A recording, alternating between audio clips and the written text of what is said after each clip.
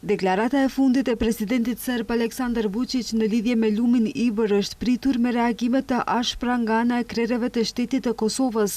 Ministri në detyri punëve të jashtme dhe diasporës Glauk Konjufsa ka deklaruar se retorika zyrtare e Serbisë ndaj Kosovës mbetet agresore dhe e pandryshueshme, teksa e ka cilësuar këtë vend si burim kërcënimi dhe destabiliteti për paqen në rajon. Edhe presidentja në detyre e Kosovës Albulena Haxhiu e ka quajtur shqetësim serios dhe për t'u adresuar kërcënimin e presidentit të Serbisë, duke ju bërë thirrje diplomatëve të flasin për këtë kërcënim serios të Serbisë ndaj Kosovës në vendet ku shërbejnë. Ndërhyrja e njëanshme në rrjedhat ujore ndërkufitare do të kishte pasoja shumë përtej një çështje teknike, nga se do ta prekte sigurinë ujore, energjetike, mjedisore dhe njerëzore të Republikës tonë. Për këtë arsye, diplomatët tanë duhet i bëjnë të njohura këto deklarata në kryeqytetet ku shërbejnë dhe t'i informojnë qeveritë e vendeve pritëse për natyrën dhe pasojat e kësaj ideje absurde sa edhe kërcënuese.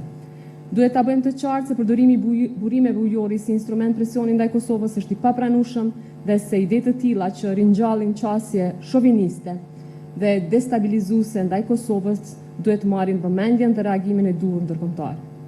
Reagimet vijnë pas deklaratës së Vučićit të bërë gjatë ditës së diel, ku tha se po e shqyrtojnë ndryshimin e rrjedhës së lumit Ibër në territorin e Serbisë për shkak të, siç tha, qëndrimit të autoriteteve të Prishtinës ndaj popullit serb në Kosovë. Mi smo već pozvali, zna Marko, stručnjake koji se bave time, to je građevinski sektor, inženjeri i svi ostali. Kad već toliko maltretiraju naš narod, da vidimo, imamo različite razloge za promenu vodotoka Ibra, pa ćemo da vidimo šta će da rade Albanci i kako će da se ponašaju.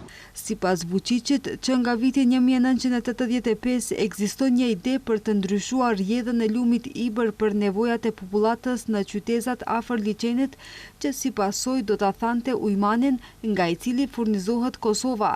Sipas tij, kjo mund të ndodhë me një vendim të qeverisë serbe.